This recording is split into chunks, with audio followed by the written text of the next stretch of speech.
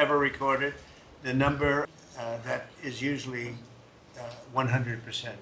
So I think it's an amazing relations, and Tom and everybody else. It's an amazing. We officially designated Nicaragua MS-13 and the Mexican drug cartels as foreign terrorists. We're expelling these monsters from our country rapidly and working with the Department of Justice. Pam, you're doing fantastic. Your people are amazing. We're having some judge problems that everybody's reading. We're having some judges that don't like, killers, murderers being thrown out of the country. So I don't know what their problem is, but we have a little difficulty. We won on the basis of a great border and of getting criminals out of our country. That was why we won every swing state. We won by millions of votes. We won everything. Every metric we won by a lot. It was a massive victory. And we won, I think, largely because of this issue. I put this issue as #1 issue. And they don't want us to do what we're supposed to do. And I don't think that can be. I hope the Supreme Court is going to fully understand what's going on. We have to get the criminals out of our country. And that's the basis under which we won the election. Core GDP, and this is, you probably saw some numbers today. And I have to start off by saying that's Biden. That's not Trump, because we came in on January, this is quarterly numbers, and we came in and I was very against everything that Biden was doing in terms of the economy, destroying our country in so many ways, not only at the border was more obvious, but we took over his mess in so many different ways. Core GDP, removing distortions from imports, inventories, and government spending, was up plus 3% when you add it. We had numbers that despite what we were handed, we turned them around, and we were getting them really turned around. Gross domestic investment was a whopping 22%. Now, that is a number that people are coming in at numbers. For instance, I just walked in, I heard Samsung is now, because of the tariffs, they're going to build massive facilities in the United States. If we didn't do the tariffs, they wouldn't be doing that.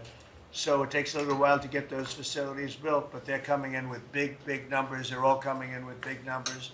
We have more money being spent than at any time in the history of our country. We're up to close to $8 trillion, I think I can say. And really, it's going to be a lot higher than that. Those are just the ones that we know about. 8 trillion. I'm not going to say, but I'm not sure if Biden did $1 trillion for 4 years, 1 trillion. But we're at 8 trillion for 2 months, because let's give us a pass on the first month. We were sort of getting a little bit used to things, right? But after 2 months, we have $8 trillion. There's never been a number like that. And that includes chip companies, car companies, every form of manufacturing, high-tech companies. Nobody's ever seen anything like it. So $8 trillion. I can talk about gross domestic product, gross domestic investment. I can talk about a lot of things, but to me, the biggest numbers, the kind of numbers that are, and these people are coming in. Our Secretary of Commerce spent the weekend. He went down to Arizona to see what was happening with the biggest chip company in the world. And he said, Howard, you said, you've never seen anything like it. Do you want to just describe what you saw? So they're investing $165 billion in 1,100 acres in Arizona, and they're building the highest tech chip manufacturing, semiconductors, and 4,000 employees.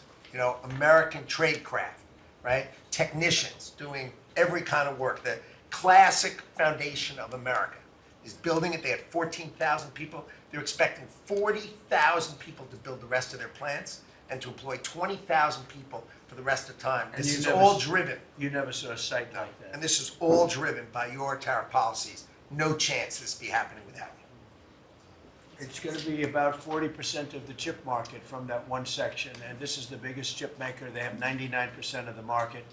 They come from Taiwan. And unlike the CHIP Act, which was done by Biden, where they hand everybody billions of dollars, the thing they don't need is money. They got plenty of money.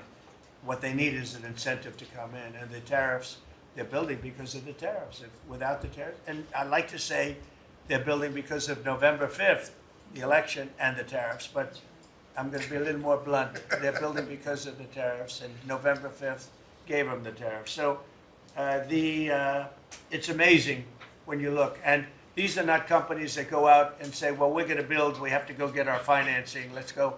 Like we would, in New York, everybody would look, you get a building site, and then you'd look around for money, you'd look around for financing for 6 months, you'd get your financing. You'd build your building, the market would be good, you'd make money, the market would be bad, it wouldn't be so pretty, you'd have to negotiate, blah, blah, blah.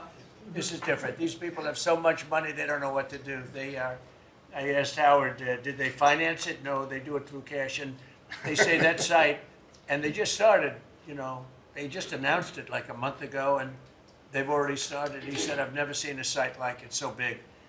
So, you're talking about essentially a $50 billion building. Now, if you build a warehouse for $50 million, that's a big warehouse, Scott. But a $50 billion building, that's a lot. They're building the electric, they've become a utility. And I'm giving them the right to become. They're going to build their own electric, they're going to build their own electricity, which they need tremendous amounts of electricity. They're going to build it themselves. Anything they have left over, they'll hook that into the grid. But the grid is old and they're unreliable and bad things can happen to grids. I said, if you want, you can hook into the grid, but that's a little bit risky.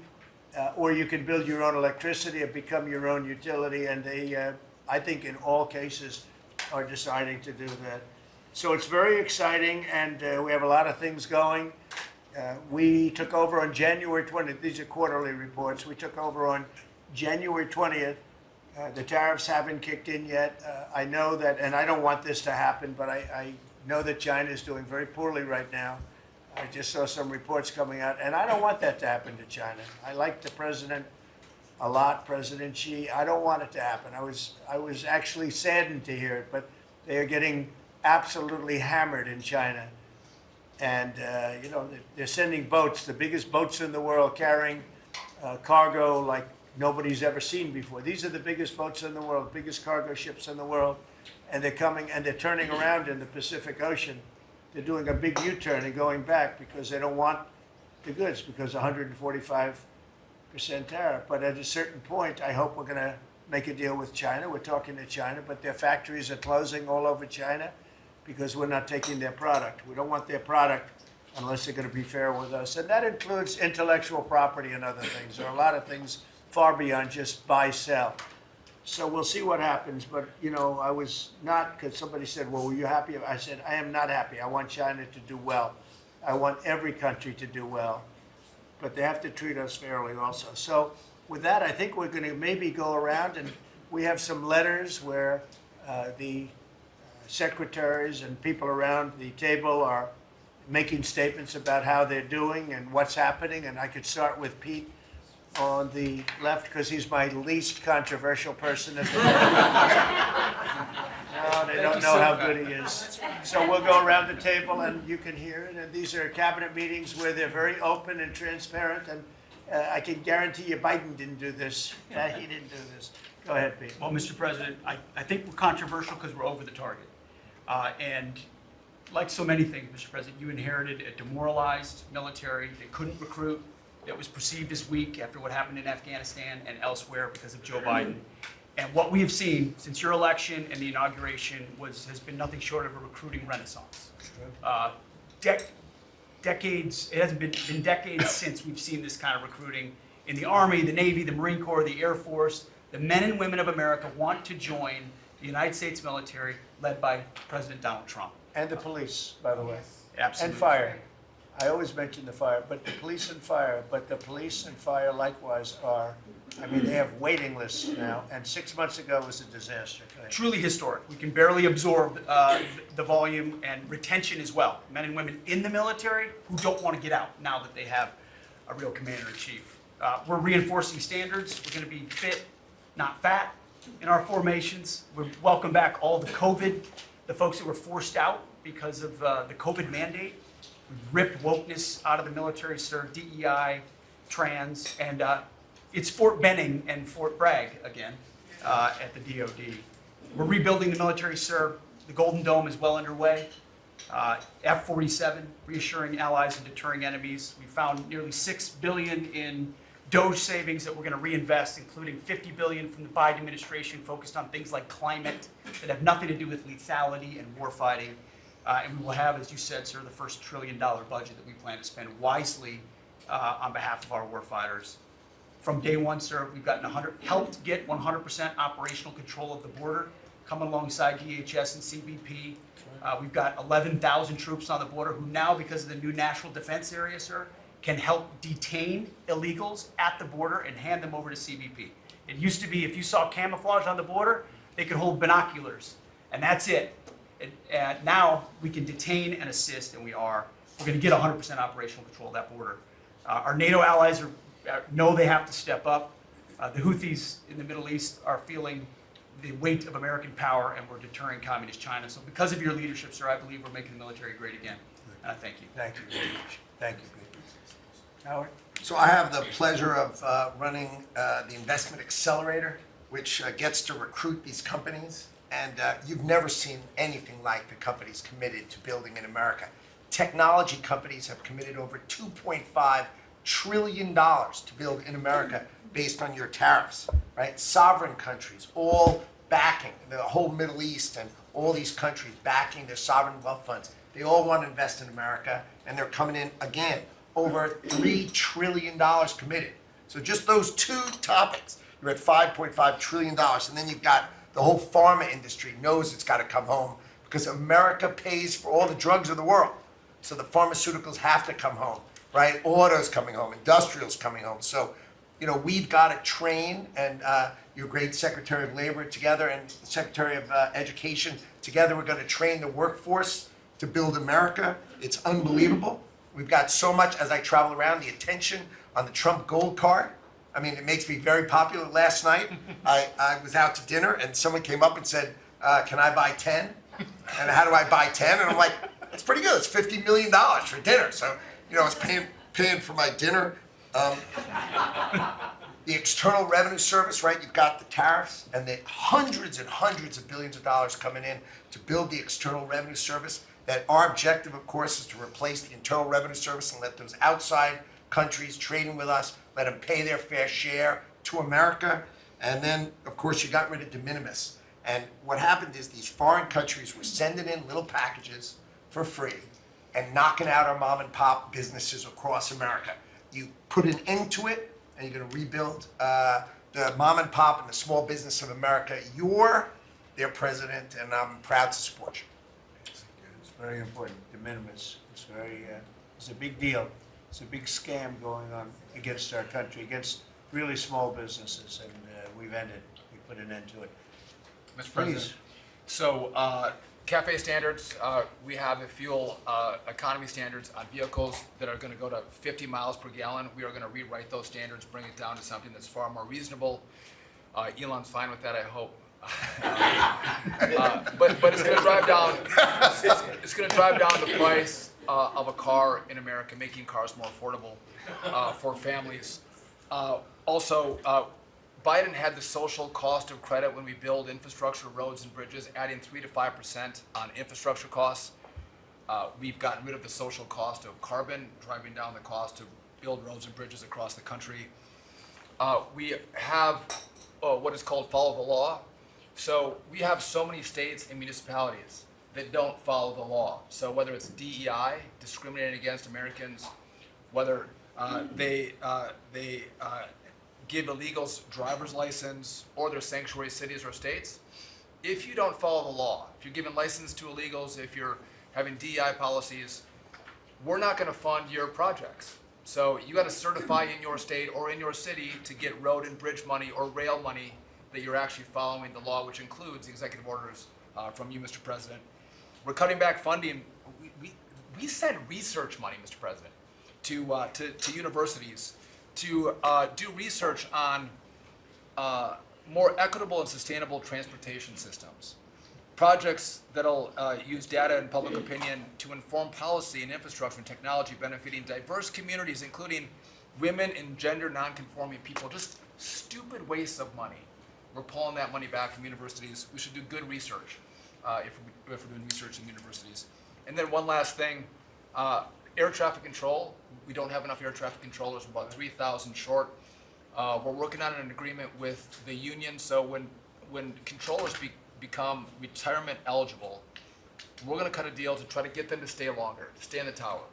And then we have a plan to put more butts in seats in Oklahoma City, so we can get more students through the academy and into towers as well. It's going to take us a while to do that, to train them up, but we're in the process before our 4 years are done. Well before that, we're going to be at full capacity. Joe, do you want to tell them about, I think we have to bring it up, we have very obsolete equipment for air traffic controllers. The equipment, the towers have horrible equipment. It's been renovated for years. The money they spent over the last 4 years, this Buttigieg did a horrible job. They wasted billions and billions of dollars hooking up wire equipment to non-wire equipment to satellite equipment, and you're not, a third grade student would know it doesn't work. You can't work. And they wasted tens of billions of dollars. But we want to put a brand new air traffic control system in, and you might want to describe that, please. You and I have talked about this. It's a state-of-the-art system, envy of the world. And it's, I mean, listen, our system is safe, but you would have hoped someone would have seen that there's a problem with fixed-wing aircraft and helicopters coming in at DCA. Someone should have seen that before we lost almost 70 lives. It's our job to look and see that we have an aging infrastructure around air traffic control. And so if we don't build a brand new system, there's going to be failures and people will lose their lives. And so we need the help of Congress to help fund this, but it's going to be all brand new. And after you build a brand new system, we have the bedrock and the foundation to actually build on top of it. But no one has done this, Mr. President. There's Band-Aid fixes that have happened over the course of 20 years. You can't have a Band-Aid fix. It doesn't get done. It has to be brand new. The technology, it looks like it's out of a 1980s movie. Old computers, floppy disks. We're using copper wires, not fiber. So there are great solutions we have available that, by the way, everyone's sick of their delayed flights or their canceled flights. We have more capacity in the airspace, and if we build this brand new system, what you'll have is more efficiency in the airspace, and it will be safer. So the economy will be stronger. We can have more flights and less delays. So I appreciate your support on that, Mr. President. Rebuilding that is very important.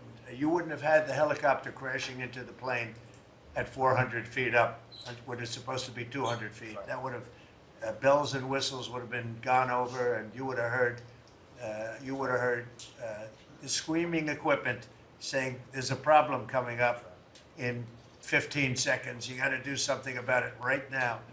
And it would have also sent the word right into the helicopter, because I guess you'll be doing the full report on that, but it was pretty obvious what happened. Right. And they were supposed to be at 200 feet, they were at 400 feet, and a terrible thing. And that wouldn't have happened if we had the right equipment. If we had the right equipment, you would have heard bells and whistles going off, and it would have alerted them long before that would have happened. 2 minutes before, they would have had a lot of time. So we have to do this. We have no choice, and we're going to do it, and we're going to be very proud of it. They did old equipment in new equipment, and you can't hook in old equipment to new equipment because it's different. Some is satellite and some is ground. The satellite doesn't work. This man would know that better than anybody, but you can't hook up a satellite system to a ground wired system. And if you do, you're wasting a lot of money. They spent billions. This is Buttigieg.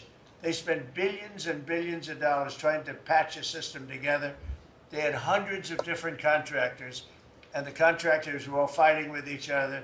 We're going to have one great big contractor, like the great big beautiful bill, which is going along very well. I guess I like great big beautiful, but we're going to have one great big beautiful contractor, whether it's maybe Raytheon, maybe IBM, maybe it could be any one of 4 or 5 different groups, but you put one in charge. They're very big, very powerful monetarily, and they give you a guarantee, and they hook up everything. They do every single thing. So they're responsible for the digging of the ditches and the fiber and every single element. And it's one system that's hooked in. It's not all these hodgepodge systems that don't work together. And it's just a shame. I mean, it's basic construction, but it's complex stuff. And there are a few companies that do it unbelievably well, and we're going to have that. So, good job, John. I know that's your big project. And Mr. President, no one has done it because it is complex. It's hard to do because as you're building a brand new system, you have planes taking off and landing. And so because it's complex, no one has done it. and you've given the directive and the support to make this happen, so Well, thank you. ours is gonna be an all-new system. It's gonna all hook up. It's gonna be the same tower is gonna have the same equipment, and all towers all over the country, all over the world, actually, mostly, are gonna be hooked in together. And when there's a problem, when planes are too close, you will hear a sound that's very ear-shattering, and I've heard it, and it's amazing. I mean, honestly, it's amazing. It's real genius stuff, and we didn't do that. What we did was just waste money. You could have just thrown it right out the window. What they did in this last 4 years was disgraceful. Whether it was the border or this, you can name 100 different things. The worst administration ever. Okay. Thank you, Mr. President. Thank you, And Mr. President. Secretary. Thank you. Yeah, Mr. President, thank you. And I think one of the things that I want people to understand about the VA is we're part of the national security interests you have, and you've laid the groundwork for that with leadership and making sure that with the Secretary of Defense and myself, we take care of veterans on two ends, one when they come in and one when they've served and have earned the benefits that we have. And one of the things is if we're not doing our job on our end, then the recruitment and all goes down on the other end because we have a full spectrum. That's what leadership is about. What we found, and speaking the last 4 years, is we found an administration that wanted to throw money and people at problems, but they didn't want to put leadership in. They just put money and people at it, and we saw wait times stay the same. We saw issues of suicide rates, death by suicide, not change. We saw a homelessness issue barely go down. We saw disability claims skyrocket when you took place over 250,000 back dislodged, which we're already bringing down almost 40,000 so far just in the last couple of months. But we've also put back what you, and I was in Congress when this happened, and I was glad to see it. The Mission Act is back front and center at the VA. We're actually doing community care. We're actually giving the veteran the choice that they've earned and they've deserved, whether they can get their VA care inside our facilities or in the community. It's their choice. It's VA care. We're going to give them the highest quality care wherever they want to go. Also, we're expanding out options for treatments and others for those that are new. We're experimenting and looking at new counseling ideas, all new drug techniques that we can help with PTSD, TBI, the things that are affecting our veterans right now. But also, we've taken the leadership to take people and bring them back into work where they're actually communicating. They're back in our offices. We put thousands of people back in. We're processing more claims daily than we were in the last little bit, hit 1 million before has ever happened, and we're actually bringing it down. And I've actually taken our deputy secretary, and he is actually having a strike force now to bring down that disability claim, plus our regular work that we're having done. We've also taken almost $300+ million and taken it out of contracts that we've all heard about so far. We were doing contracts for meeting notes and PowerPoints. And if our folks didn't know how to do meeting notes and PowerPoints, go online and learn yourself. We're not going to pay for it anymore. And we took $360 million and put it back into community care and also our health records management system that we have. We've opened 6 new facilities just in the last little bit so all the media who wants to talk about how we're hurting healthcare, we just opened 6 new facilities. By the way, thank you, you're welcome. As we go from that we've continued. We've also took $11.6 billion in ceiling values of contracts and terminated that we did not need, resulting in significant cost avoidance for the future, but also still maintaining the ability to take care of our patients and also our disability benefits. We've also gotten unity again. We did away with $14 million in DEI spending. We've ended gender dysphoria treatments. We phased that out. All directed the savings from that go to paralyzed veterans and amputees. We've also continued to work toward, as you've, in anti-Semitism and also anti-Christian bias that we saw. The biggest thing, though, Mr. President, I wanted to state, is you told me when you said for me to take this job, you said take care of my veterans. Well, we've done something in taking that step forward. The veteran is back first at the VA. The VA is not about itself anymore. We're not a self-feeding animal. It's about a service organization that takes care of one of the best that we have, and that's our veterans. And that one, Mr. President, we're just getting started. Thank you, Doug. How are you doing with the suicide rates? We're getting, it's tough, Mr. President. That's something that we're looking at. This is something that we've had $588 million has been spent over the last 4 or 5 years to be prevention, and yet the numbers stayed at 17 or 21, wherever you want to have it. We're now opening that back up, taking in nonprofits. We're bringing in others who have things that are actually looking at. I've worked with Secretary Kennedy and others on the idea of we're opening up the possibility of psychedelic treatment and others that give us an opportunity. We got to research it, make sure it's good, but it's opening up that possibility. And I think, again, veterans are understanding now that we're putting them first. When I go to these hospitals, they're actually coming up saying thanks. We're back in where we need to be, and we're seeing a workforce development. So suicide is going to come down. It's also going to take some transition stuff that your Secretary of Defense has been very helpful on. We've got to transfer them out of the military so they come to us better, but we're working on that. Thank you. Jameson? Mr. President, it may come as a surprise, but this has been the busiest 100 days in the history of the office. In history. In You know, history. this is the biggest deal ever done. If you sold IBM, ExxonMobil, and 5 other companies together, it's peanuts compared to what we're doing. This is the biggest deal ever done financially in the history of the world. And I think we're doing great. You're going to see some big, big results. Go ahead. And I'll just say something that Secretary Duffy said in his context, because it's complex, no one has done it. So this is something, a reordering of global trade that hasn't happened since the end of World War II. And it's long overdue because we've seen manufacturing offshore under the old global trading system. When the net result of the global trading system is that all the manufacturing goes to Asia and other places, that's a system you have to replace, and that's what you're doing. They said you wouldn't be able to do global tariffs. We did it. They said everyone would retaliate. No one retaliated outside of China. They said no one would come to negotiate. We're talking to dozens of countries. They said no one would have offers. We have dozens of written offers. We have lots of countries in this week.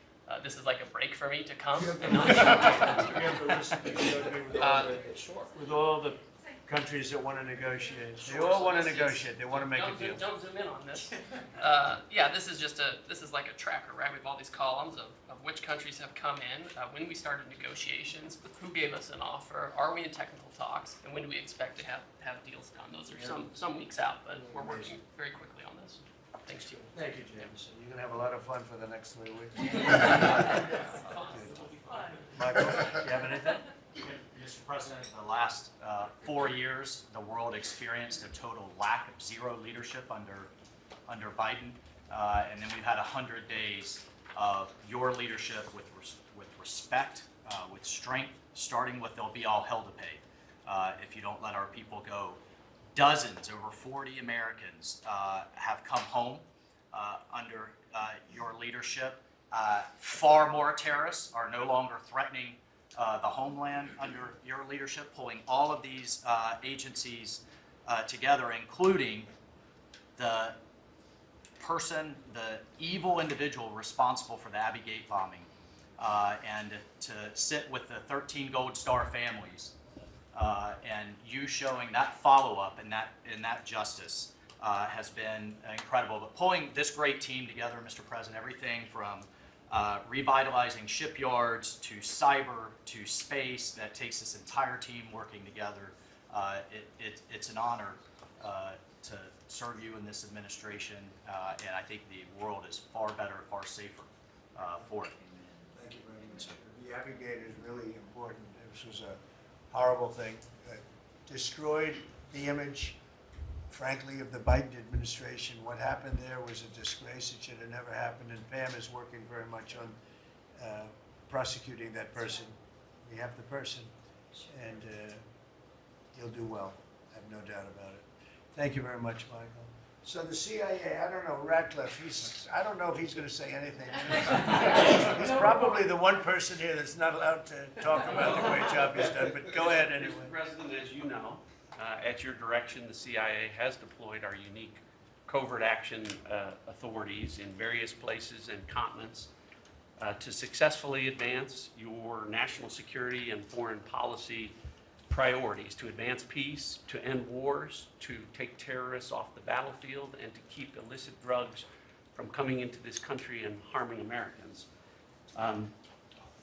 Unfortunately, as much as I would love to detail your accomplishments in that regard, we can't do so in front of this crowd. But you and I both know, Mr. President, that you have had a profound positive impact on America's national security posture, and Americans are safer because of your leadership.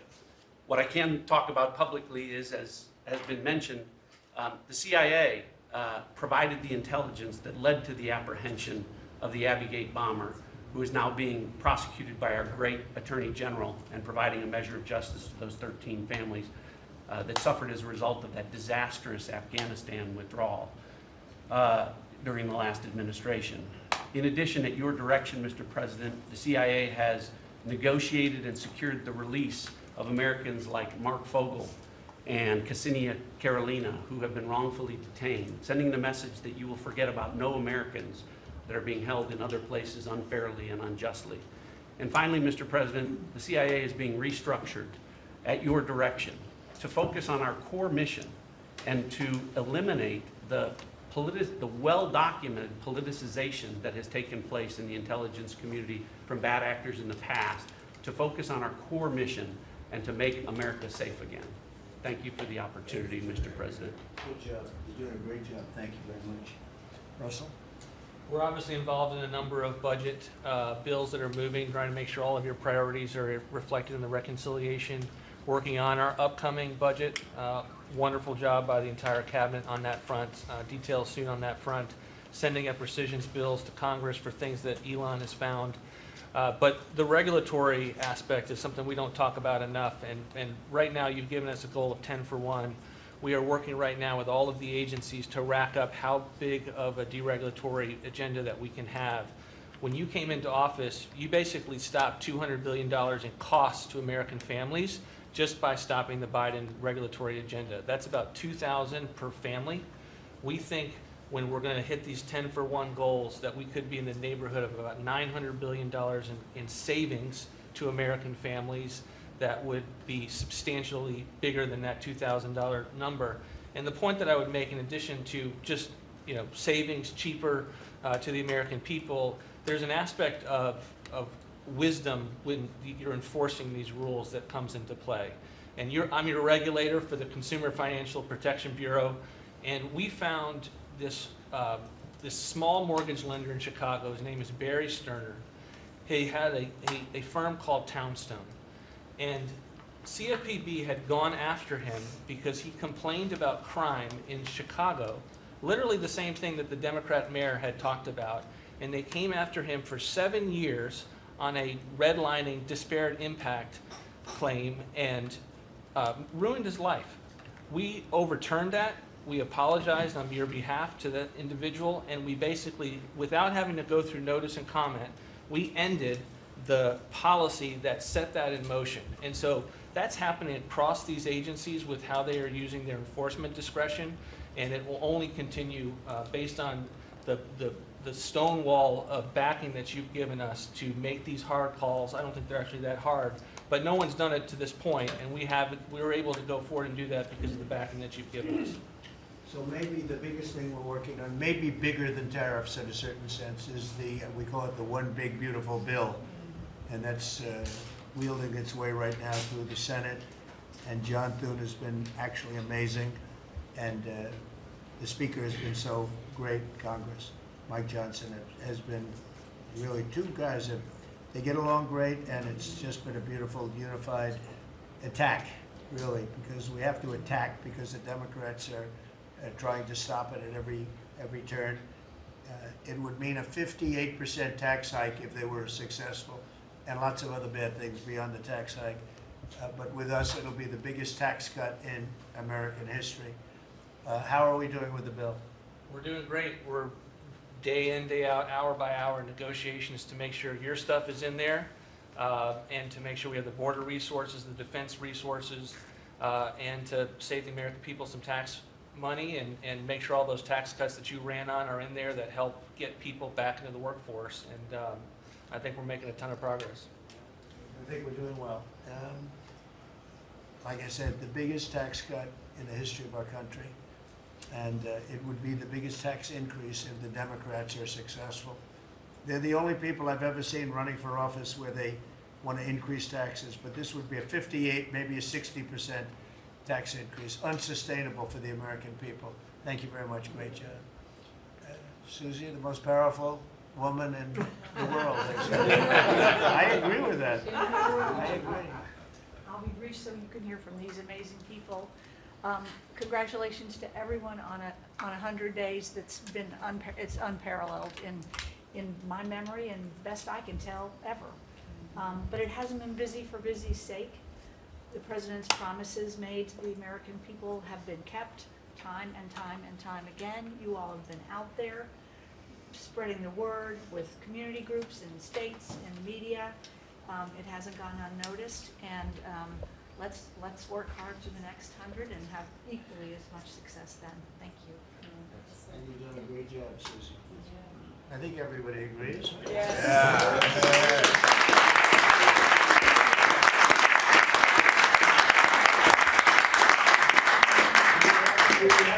Anybody that disagrees, please. In front of the media. Please raise your hand if you have the courage to do so. Anyway, go ahead.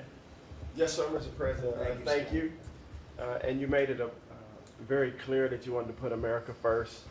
And also from day one, you wanted to make housing affordable again, because we do have a housing affordability crisis in our country. And so at HUD, we've been cutting all the red tape and bureaucracy as it pertains to housing affordability and unleashing creativity of our builders and developers around our country and restoring local control.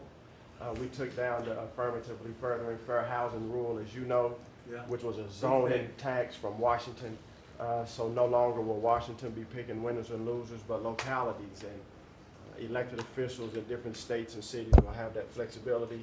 Also, you alluded to securing the border, and such a great job has been done with all of our partners at the table. And at HUD, we want to make sure that the resources that we have now, which is American taxpayer dollars, in the Biden administration, they prioritize illegal aliens over the American people.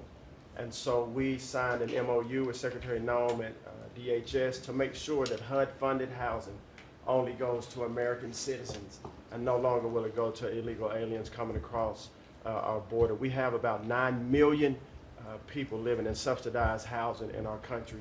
59% of illegal alien families use some sort of welfare program, costing us $42 billion a year. And so we have prioritized American and American people only to live in HUD-funded housing. And also to make housing affordable, we also signed a partnership with Secretary Burgum at DOI to use underutilized federal lands, as you campaigned on and promised, to identify those lands to build affordable housing in our country so that people can realize the American dream. We also restored biological truth, as you did in sports. We have the equal access rule at HUD, which we took that rule down to ensure that at women's shelters, that those that enter those shelters would be of the same sex, and that we will protect the ladies of our country. No longer will those that identify as women but are not women be able to enter our shelters, so that we can protect the ladies that we serve. Along with our DOGE task force, we identified over $2 billion in savings. At HUD, $260 million at HUD were just in contracts, $4 million with DEI. And so we took those contracts down and de-obligated and sent back $1.9 billion back to the Treasury for the American people. Again, we want to be good stewards over the American taxpayer dollars. And so, Mr. President, thank you for your leadership in this. And we have a tremendous team at HUD, and I'm so grateful to be part of this team around this table to take care of the American people. And I consider it a great honor and humble to do so. Good job. Yes, sir. Thank you. Yes, sir. Appreciate it. Look. Well, I'm not sure if anyone's heard, but the price of eggs is down. I know it's news. I know it's news. Listen, sir, today on, as we celebrate the 100th day, I think that it's just such a joy and an honor to continue to do this work, so thank you for that. We have been obviously very focused on the cost of groceries, specifically eggs led the way, as you have so eloquently discussed over the last few months, and we're holding tight on a very significant decrease, which is great, and investing where we need to there. As I mentioned before the press came in, we have had a massive issue with Mexico on water, getting water to our farmers along the border for decades. When I worked in Texas 25 years ago, we were fighting with the Mexican government over the water then. You got involved about 2 weeks ago. That evening I started conversations, and as of just a few days ago, thanks to Secretary Rubio's great deputy secretary and I have been negotiating, and we hit the best deal I believe in history on behalf of our farmers, and thanks to your leadership and your strength on that. And that's a really big deal long term for those farmers in the southern part of the country. On the energy side, I know we've got Secretary Burgum and his partner Secretary Wright, but we often forget that agriculture has a major piece of the energy dominance agenda, not just timber, not just minerals, but biofuels. So we continue to support that great leadership coming from those agencies and doing hopefully our part as well, and they've been incredible in that. Our farmers have been hurting Under the Joe Biden administration, there was a 30% increase in the cost of input, so the cost of doing business for these farmers over those 4 years. When we left the White House the first time 4 years ago, we had a $0 trade deficit with our agriculture products. After 4 years of Biden, that hit $50 billion because they just didn't make an effort. And so obviously that's $50 billion less dollars at a time of very thin profitability for our agriculture community. So the Congress passed because the last administration didn't get a farm bill done either, the farmers were hurting there. So Congress stepped in. I say all that and basically said $10 billion to move out. USDA, fastest in history, that money went out to those farmers that couldn't make plant their crops. And so I'm really proud of that, and you'll hear a lot of that from the farmers today, that this USDA is moving more quickly than any ever before. And we're not organizing money based on the color of skin and other ways, which was how the last administration was moving out. We have canceled $6 billion in contracts thanks to our great friend Elon Musk and his Doge team. A lot of those were DEI, gender, studying transgender mice. Who knew? The racism in pest management, we've canceled all of it. We're going through a major restructuring. USDA is one of the biggest agencies. It's sort of a catch-all, and we're really downsizing and aligning around putting farmers first, which is really important. A big part of USDA, though, is food stamps. It is perhaps one of the largest, if not the largest, welfare program, and it's a supplemental nutrition program. Secretary Kennedy and I have been working very closely. We were in Texas yesterday talking about nutrition and agriculture. You can't make America healthy again without your farmers and your ranchers as your partner. So ensuring that our food stamp program and those at the bottom end of the socioeconomic ladder really have access to nutritious foods as we're facing an obesity crisis and a chronic disease crisis, which I'm sure Secretary Kennedy will touch on. And the final thing I'll say is this morning, Secretary Noem and I, together, and I brought a picture because I think this is important and it goes to why we're here. This is a South Dakota ranching family named the Mods. They are a fifth generation ranching family. Charles Mod, in his 30s, bought the ranch from his granddad, I'm going to show the press, when he was 17 years old. Those beautiful children, Lyle and Kennedy, his wife Heather. Under the Biden administration, they had, of their several hundred-acre operation, they used about 20 acres and had a fence that had been there since 1910 when their family took over the ranching operation. There had never been really any problem that had been brought to their attention. Perhaps there was a minor dispute over, again, 20 acres. This family was indicted, prosecuted, threatened with jail time, told to find guardians for their children over a fence line dispute that the Biden DOJ pushed forward. So this morning, on the steps of the U.S. Department of Agriculture with Secretary Noem, who was their governor, as the governor of South Dakota, which is where these great people are from, all criminal charges were dropped, and really appreciate the Department of Justice. It was a really big day as we sent the signal that the over-criminalization and using government, and you know this better than anyone because you were in the crosshairs for so long, that those days are over and the regulation through prosecution is no more. And so this family is one of many that we'll now be talking to ensure that never happens again. Thank you. Thank you. Great job. Please, Scott. Sir, it's been a momentous 100 days with you at the helm, and I view this 100 days as setting the table for peace deals, trade deals, tax deals. So the next 100 days will be harvesting. You've created negotiating leverage and leadership that are going to yield remarkable results. Energy costs have plummeted. Mortgage rates are down, food costs are moving lower, and American families are finding their financial footing again. I had a group in today. America, under your leadership, is on the verge of becoming an AI superpower, that our economy had become barbelled. We had high tech and finance on one side, natural resources led by energy, which the previous administration tried to kill on the other, and you're filling in between with precision manufacturing that we're going to be bringing back through good trade policies, good tax policies. Under the Doge at Treasury and the IRS, cost, tech support, and efficiency have increased.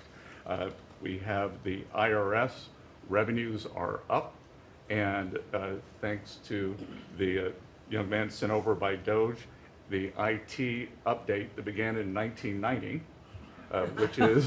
which was begun before he was born, is going to be finished during your term. So trade, you couldn't make it up, trade, taxes, and deregulation, the one big beautiful bill under your leadership. Speaker Johnson and Leader Thune have done a great job, but they have you as a closer on many of their members. And I'll just close by saying economic security is national security is economic security, and it's never been better. We're rebuilding it, and as I said last week at the IMF and World Bank conferences, America first does not mean America alone. Under President Trump, it means leadership. Man, well said. Thank you. Are you busy enough? He's doing a great job. Thank you very much. Mr. President, thank you, and thanks to the cabinet. So at the risk of insulting everybody else at the table, I believe that I am the youngest member sitting at the table. And it occurred to me that from the time that I was born to the time that Donald J. Trump was inaugurated just a few months ago, we went from, again, 40 years, we went from the world's manufacturing superpower to one in which we depend on the People's Republic of China to make the things that we need. We went from the proudest military in the world to one in which we failed to meet our recruiting goals. And we went from one in which bipartisan border policy was the consensus of both Democrats and Republicans to one in which we allowed 20 million people to run roughshod illegally over the countryside, causing crime, causing a stress in the welfare system. And again, that happened over the lifetime of the youngest member of the cabinet. And what has happened in 100 days is that we've started to reverse every single one of those negative trends. And I think what it shows to me is that the president, and you sit in the Oval Office and you see these portraits of presidents past, and let's be honest, most of them have been placeholders. They've been people who have allowed their staff to sign executive orders with an auto pen instead of men of action. And the reason the media attacks this administration as chaotic is because the president is solving the problems the American people set about to solve.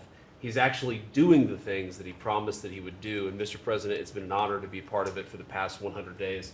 And let me just make one other observation because it's interesting. I've seen the data, I've monitored it, I've looked at it, but the most underreported fact of the first 100 days is that we came in with a massive recruitment shortfall. And in 100 days of Secretary Hegseth and President Trump's leadership, we now have people breaking down the doors to join our military. To the media assembled here, it's a really interesting question.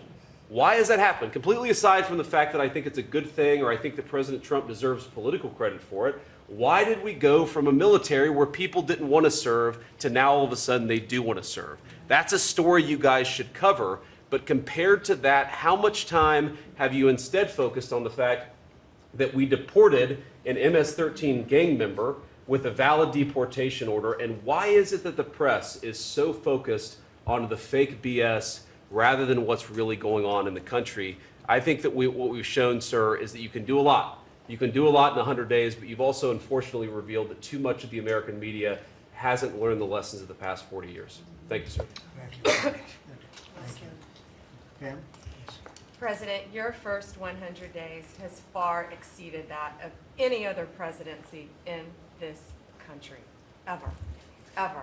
Never seen anything like it. Thank you. Your directive to me was very simple: make America safe. And despite that, we've still been defending over 200 civil lawsuits filed against you. On top of everything else, I think I'm representing every one of you in this room in some capacity. And no, you will not be arrested by the U.S. Marshals. Over 200 lawsuits, over 50 injunctions, and now we've got multiple cases in front of the Supreme Court, and we will succeed, and we are doing great in front of the Supreme Court, President, and we'll continue on with that. I was at DEA yesterday, and they said to me, you, Donald Trump, have taken the handcuffs off of DEA agents. And as a result of, since you have been in office, President Trump, Your DOJ agencies have seized more than 22 million fentanyl pills, 3,400 kilos of fentanyl since you've been your last 100 days, which saved, are you ready for this, media? 258 million lives. Kids are dying every day because they're taking this junk laced with something else. They don't know what they're taking. They think they're buying a Tylenol or an Adderall and a Xanax, and it's laced with fentanyl, and they're dropping dead. And no longer because of you, what you've done. ATF, since you've been in office, President, along with DOJ agencies, seized 14,500 guns off the streets. Why aren't people reporting that? 651,000 rounds of ammo. That's up 151% from 2024. That's keeping America safe. We've rescinded death penalty. We are now seeking the death penalty on cases. I'm signing death warrants. We are going after terrorism. We are going after arsonists. Whether you're burning Teslas, we've arrested 9 people so far in 7 jurisdictions, no negotiations, 20 years in prison, or you're burning down the governor's mansion in Pennsylvania. We will be there to protect you. And I've been talking to Governor Shapiro, and he greatly appreciated you reaching out as well. ISIS terrorist, we got one in New York, right around the corner. We got an ISIS terrorist in New York. We have an October 7th task force. We just broke up a huge human trafficking ring by the Sinaloa cartel. 1,000 pounds of methamphetamine on our streets. Ton of fentanyl, 20,000 Molly pills. Those are the drug of choice among at clubs and bars for young kids. They were fake, but you know what they had in them? Fentanyl. That's 20,000 lives saved because of you, right there. We brought back 29 cartel members from Mexico at your direction, and one killed the Kiki Camareno, a DEA agent, in 1985, and many of us got to talk to his widow and his son, who is now a judge. And they started crying. They have tried to get that guy back forever, and thanks to so many of you in this room working together, they have justice. They were crying on the phone because of what you did, President Trump. Thank you. We're going after anti-Semitism. We're unleashing everything you told us. No more DEI, no more weaponization. We have rescinded, as I said, 200 policies. And I could go on all day long, but we are doing everything in our power to keep America safe at your direction. Thank you. Thank you, President. You're really doing a great job. Thank you very much. Okay, let's go. Nice to see you, Mr. President. Well, first of all, I think what you've heard amongst this team is the leadership, because it's given us the latitude really to collaborate amongst each other, not only in this room, as Jameson mentioned, we kind of get a break for a couple of hours here, but we stay in contact actually every other day that we're working for you. And I think what that says is, I was speaking to, for instance, the Farm Bureau of Texas yesterday. I'm not the Ag Secretary, but it matters to the workforce. I'm working with the other secretaries, Letnick and McMahon, on education and the workforce investments that you've asked me to do. Because as you've come in and negotiated these great repatriation of these companies and the investments, we're going to need that workforce to build back this economy. And I couldn't see that more as I've kicked off my 50-state tour. We've been in 5 states so far. We'll finish all 50 states by the end of the year. And what we're talking to is the American workforce and these companies about what the market demand is. That's the difference, that we finally have made that connection. What do they need? How quick do they need it? And how fast can I get these either apprenticeships toward that million that we've put that lofty goal? We've already added 80,000 new apprenticeships already just since January. So at the Department of Labor, that tour is kicked off, and I couldn't be more honored to be on the ground and see my colleagues that we're passing in the skies, but we're on the ground together because we're all collaborating together. One of the things that we're talking about, illegal immigration, I have put states on notice. I warned all 50 governors that if they continue to reward illegal immigration by treating unemployment benefits as a handout, they're going to lose their federal funding as well. We can no longer continue to give unemployment insurance to illegal immigrants, and so I've let those governors, and I sent out that letter last week. We also eliminated discriminatory DEI offices within the department, specifically the Office of Federal Contract Compliance Programs. Most of our federal contracts were really just to focus on DEI enforcement. We were really punishing a lot of these companies. If they weren't compliant, they weren't going to have a federal contract. We've let go of that program completely. $4.4 billion in unspent COVID funds came back to the Treasury from the CARES Act. Billions we're collecting thus in these coffers, in the state coffers. We've asked for that money back to return to the Department of Treasury. We saved $250 million by canceling America Last, is what I call it, foreign handouts, including funding for things like transparency and accountability for Uzbekistan cotton industry. It doesn't make sense that we're funding, these foreign, and thank you to DOJ and to the government efficiency of what we have found with the fraud that we're seeing. I mean, some of these things are so ridiculous, you can't believe it. No, I write them down and I read them Uzbekistan more than once, cotton like this county farmers? should. Yeah, it doesn't make It sense. sounds like a comedy sketch. That's right. And so again, with the executive order preparing Americans for high-paying skilled trade jobs of the future, that's our goal. The trades is where we're being focused, but all companies, and we want to make sure we're on hand for that. And, what I want to say is thank you to government efficiency, because you asked us, when this transitions out, will our departments and our agencies continue that government efficiency? And I think that we surpassed that in the Department of Labor. Out of our 14,000 federal employees, 3,000 have taken the DRP, and we offered it again. So over 21% have taken that offer. And we'll keep our critical workforce, MSHA, OSHA, and wage and hour, and make sure our workers stay safe. So with your leadership, Mr. President, I couldn't be more honored to serve. I know we were probably the last to know each other, but we're getting to know each other well. And the team that you have assembled is really an honor to serve with. So thank you, Mr. President. You're doing great. Thank you very much. Chris, please. Mr. President, you ran on unleashing American energy, and 100 days have shown the tremendous impacts that can arise from the unleashing you have enabled. I'll just hit a few highlights. Number one, oil, gasoline, and diesel prices are the lowest they've been in years. How does that happen in 100 days? That's a messaging. Your message that we're pro-energy. We're not against energy, we're for it. That sends a message to the marketplace that supply is easier to grow now and supply will be coming, and that's already led to tremendous savings for American consumers across the country. And we need not only more affordable energy, but we need a lot more energy. One highlight I think a couple of us have touched on is AI. This is a new emerging critical industry that's very energy intensive. It is not acceptable for the United States to not be the leader in AI. We must win the AI race and lead in that, and that's going to take a lot more energy. If you had not won election, we would not have won the AI race. Full stop. Energy would not have been there to enable us to win. Reshoring of manufacturing. These trillions of dollars you led off with, it's going to come back to our country to make chips, to make steel, to make automobiles, to make artificial intelligence, to make all of these industries we've outsourced.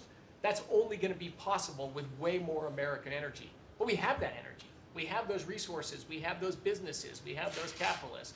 We just need to stop standing in the way of them and follow the lead you've set, which is to enable them, not to subsidize them, not to help them, to enable them to invest American money and create American jobs here. Regarding our balance of trade, the second largest export of the United States is liquefied natural gas. Second fastest. In the next few years, it'll be our largest export in our country. But yet, 18 months ago, the Biden administration had said, we're going to stop issuing permits for new LNG export terminals. That's just nuts. That's a great competitive advantage we have, huge balance of trade driver, a huge industry just coiled and ready to go. I just came back from Poland last night. They are thrilled that America is back in business again and that the rest of Europe can get off of Russian energy and can enable their own economic growth with secure, reliable, affordable energy from the United States. Also witnessed the signing ceremony for a deal between two large American businesses to build a huge nuclear power plant in northeastern Poland. The first of this design built in Europe. It'll be the first of many. I spoke with many other nations over there. They want to buy more American gas. They want to get American technology. They want to have a partnership with us. And they shared the message I delivered to Europe in my keynote remarks is that unleashing energy is the way you make your society safer, more prosperous, more free, and that these sort of over-the-top climate alarmism doesn't do anything to help the environment of our world, but it does impoverish people, it does reduce the security of your nation, and it makes you weaker. I think that's a constant message many of us around this table have brought to Europe. We want our friends in Europe standing up again and leaning in. A lot great is happening under your leadership. We're unleashing consumer products that Americans wanted to buy that Biden was making illegal. I'll be in Georgia on Friday at Renai's manufacturing plant. Tankless natural gas water heaters. Incredibly popular product. They almost became illegal. The return of common sense is incredibly welcome across this country, across the world. And back to Elon, that extra thing, we're going to deliver all of this with less people, less money, less burden on the U.S. taxpayers. Not smaller departments and smaller services, better, more thoughtful services done more efficiently and smarter. The way you'd have to run a business. We've got to get our fiscal house in order, and you and the people around this table are making it happen. Thank you, Mr. President. I'm honored to be here. Great job. Thank you very much. Please. Yes, Mr. President, you are 100% correct. The border is 99.99% safe, under control. You have completely reversed the entire situation. In fact, the day before yesterday, I was down in El Paso, and those Border Patrol agents are so impacted by how you have changed things in a year. They have put up huge pictures that say, under the Biden administration, the mobs of people that were pushing through razor wire and trampling children, and the chaos and the violence that was happening at that same location, they have a picture there that says, this is what the Biden administration looks like, and this is what the Trump administration looks like. It's peaceful. People who do business between Mexico and America are coming through. They're doing it legally. They're following the law, and it's all because of what you've done and what you've empowered them to do. The recruitment for Border Patrol is through the roof. For ICE agents, they want to be a part of ICE because they recognize they actually get to do their job. I have the Coast Guard too. Coast Guard recruitment is up over 20% just in the last 60 days. Everybody wants to be a part of what the heritage is of this country. We've repositioned the entire Coast Guard fleet to focus on border and drug interdiction. As we've secured the border, the cartels have gone to the water and are going out in maritime waters to move their drugs into this country. The Coast Guard just in the last 2 months has taken into custody over 126 tons of cocaine, millions of doses of fentanyl. It's just amazing, and the aliens that they are deporting is incredible too. We've been working with all of them. The one thing that I want to point out is the fake news has been saying that Biden deported more people than you, and it's an absolute lie. And they're letting the Biden administration get away with manipulating and cooking the books. What they're counting for the Biden administration is every single person that came to that border that they processed and let into this country. They're allowing Biden to say that was a deportation, just by processing somebody and letting them come into the country. It's absolutely false. It's not true at all. You have deported over 250 known terrorists. You've deported thousands of foreign terrorist organization members and gang members, hundreds of thousands of people that were in this country illegally. We've collected $30 billion worth of tariffs through CBP, and we've also collected millions and millions, hundreds of millions of fines and penalties from people that have overstayed here in this country. So I just want to thank you. You've been a game changer. I want to thank Pete for his leadership at DOD and what they've done. I want to thank Marco for his diplomacy and getting us travel documents into these countries. Mexico has finally come to the table and now is going to take a lot more people that we're able to send back to that country. And the president of Mexico told me, sir, she turned around over 500,000 people in Mexico before they ever reached our border. We should be counting those as deportations because they never even made it to the border because she turned them around because you forced her to. So those are all people that never even came here because they got the message because you were so aggressive. So thank you for what you're doing, and every day we get to get up and do jobs that matter, and we appreciate Tom that. Holm is doing a great job. Oh, yeah, Tom's a great messenger for us. He just, Great. yeah, he's hardcore. Yeah, Good job. thank you. He is hardcore. Yeah, he is. No question about it. Kelly? Mr. President, it's such an honor to serve in this administration, and on behalf of Main Street America, for our 34 million small businesses that make up 99% of all businesses in this great nation, I have to tell you, under your leadership, Main Street is open for business again. They're thriving and they're investing. And the data that we have at the Small Business Administration, the loans that we're putting out, a record 26,000 loans in your first 100 days means that 2,000 small businesses each week are receiving that funding, that investment in the future. Small businesses create 2 out of every 3 new jobs in this country, and we've already seen under your leadership the jobs economy is back, manufacturing jobs are back. We've seen a 38% increase in manufacturing loans. We put out 1,500 manufacturing loans in your first 100 days. We saw startups increase by 54%, and we saw businesses under 5 people increase by 95%. So your leadership on the economy matters to every region of this great nation. I'll tell you on the manufacturing front, I'm out on a national manufacturing tour. We've met with 250 manufacturers, and as I walk through the factory floors, they all ask me to thank you for fighting for their jobs, for these industries, and for the people who are creating things from pharmaceuticals to aerospace, to food, and all these essentials that this nation needs to be independent and strong. And to that end, I'm working with Congress. We'll be announcing tomorrow an upsizing of our manufacturing loans to make sure that that economic engine, because 98% of all manufacturers are small businesses. It's incredible to walk through these factories that are really creating what you had in your first administration, the blue collar boom. It's now a new collar boom because it's the intersection of technology and manufacturing and what they can create for our war fighters, for our aerospace, for pharmaceuticals, with less than 300 to 500 employees, sometimes 100 employees. I was at a factory in Georgia on Monday that is creating machines to help with the Iron Dome in Israel. Less than 50 employees. This is the engine of our economy. It's the heartbeat of our communities. It's the small businesses that helped elect you because they needed your economic agenda. So thank you, Mr. President. It's such an honor, and congratulations on an epic 100 days. I do have to thank Elon. I do want to note we just cut $3 billion in contracts because of Doge's work. That's $3 billion that hardworking families that won't have to work until April 15th to pay for the waste, fraud, and abuse that we continue to find in this government on behalf of taxpayers. So again, thank you, Elon. Thanks, Ted. Thank you. Great job, Kelly. Thank you very much. Elon, I love the double hat, by the way. He's the only one that can do that. Get away with it. Well, Mr. President, you know, they say I wear a lot of hats. And as you can see, it's true. Even my hat has a hat.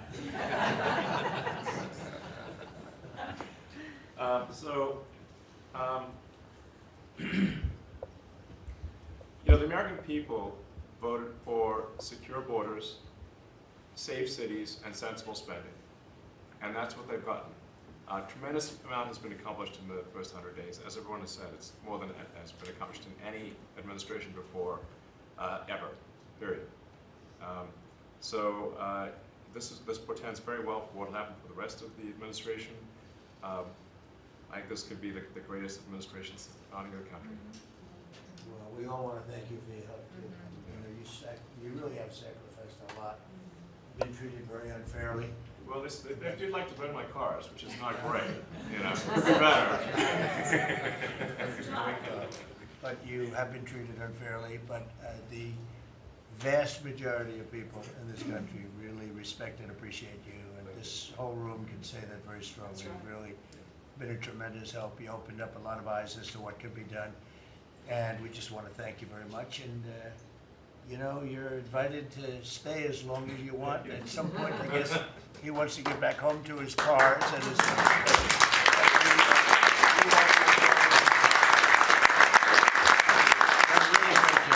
You've done an incredible job.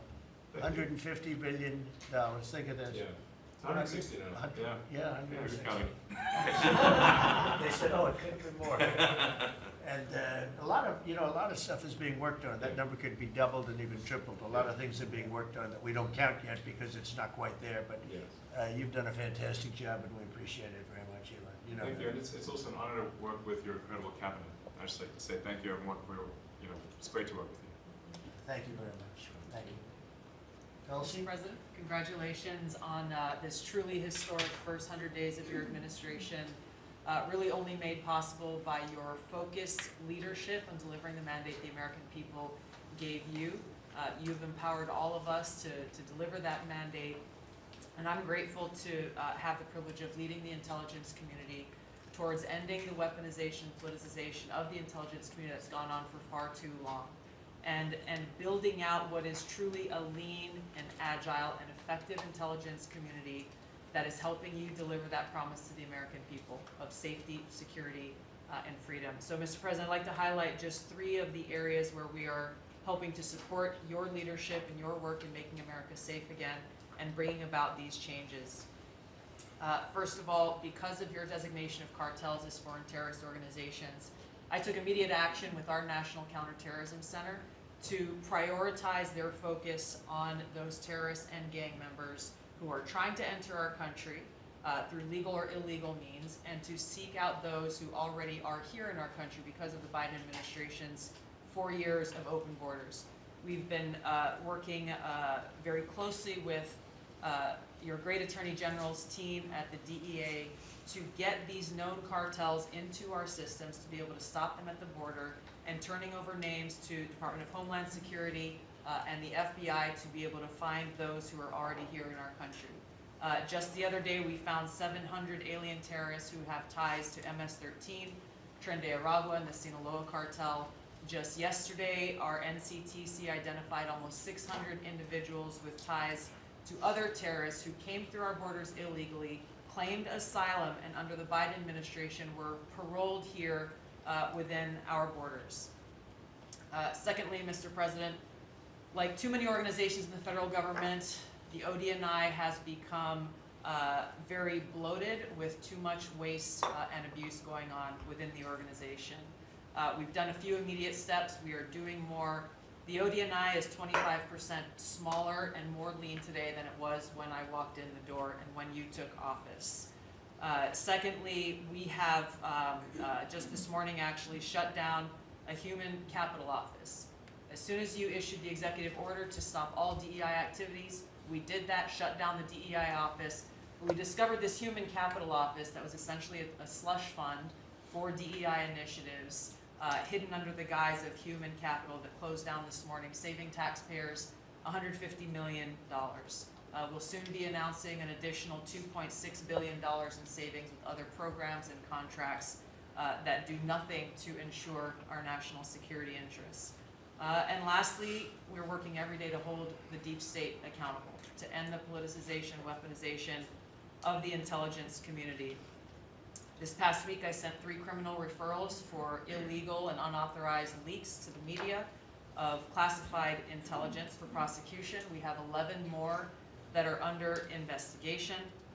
We've revoked, at your direction, 67 security clearances, and we continue the work of declassifying documents, as we have already around the JFK assassination.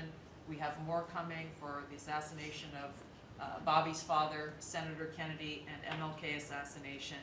And we continue our extensive investigations around exposing the very serious issues we have related to election integrity, illegal abuses of FISA, Crossfire Hurricane, and others. Mr. President, under your leadership, we are working every day to bring about that transparency and accountability that the American people deserve. So thank you for the opportunity. Great job. Thank you very much. Lee? Mr. President, at the Biden EPA, the Green New Deal was raging. At the Biden EPA, we saw billions of tax dollars burning. At the Biden EPA, we saw industries suffocate. But at the Trump EPA, the Green New Deal is dead. At the Trump EPA, we know that we can both protect the environment and grow the economy. At 13 pages of accomplishments from our first 100 days in here, and in it, part of it is 100 environmental accomplishments at the Trump EPA. You don't have to take my word for it. We released it to the media this morning. Every single day that President Trump is in this office, there will be a major environmental accomplishment. Every single day of the Trump administration. At the Trump EPA, we're also launching what is the largest deregulatory action in the history of the country. We're going to be giving our director of the OMB a whole lot of work because we inherited a big mess from the Biden EPA. And working with Elon and Doge, I've canceled now $22 billion worth of grants. Now today is a special day for many reasons. the biggest reason why we're here is that this is the 100th day of the most consequential, historic first 100 days in the history of this country. Today, while we're here, the House of Representatives is voting on Congressional Review Act bills, considering the EPA waivers that were given to California's tailpipe emissions, where California set their own standards. But there should be one national standard, and right now, Congress, on the House side, is going to be voting on that today. On a personal note, while this is a bit outside of the EPA jurisdiction, today is my last day serving in the United States Army. And I first signed up towards the end of the 90s. And I've had a chance to see a lot of national security teams over the course of the last 27 years. There has never been a national security team ever assembled that had the backs of our warriors like this national security team right now. And we have never had a president so deeply committed towards ending foreign wars instead of starting new ones. There's a reason, Mr. Vice President, why everyone is racing to join our Department of Defense. We have a Secretary of Defense who, with all due respect to our great president, would probably rather be swimming with Navy SEALs right now, be running somewhere in the Middle East with our service members. And from our Secretary of Defense to our Secretary of State, our Vice President, and more. I just want to say thank you as a veteran of our military for assembling what is the greatest national security team that I have ever seen in my 27 years associated with the United States Army. Has Pete signed off on this retirement leave? Is that? Welcome to the end. Maybe.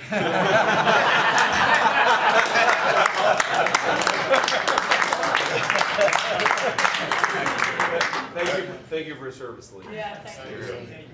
You're doing a fantastic job. We appreciate it very much. So, Well, Mr. President, I don't think I have ever worked so hard to try to fire myself.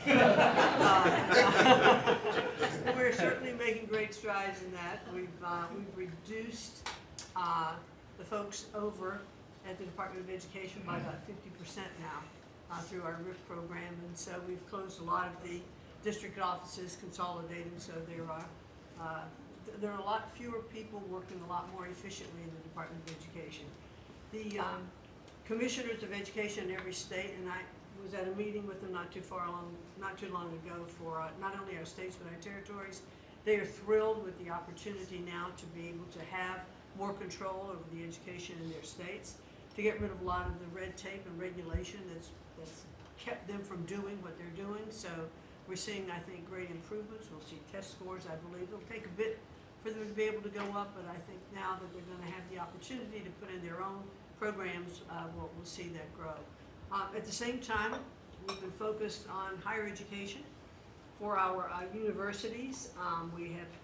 We've returned proper enforcement of Title IX protections to schools. We have stopped funding to Columbia, for instance, and some other schools for not only Title IX but Title VI infractions.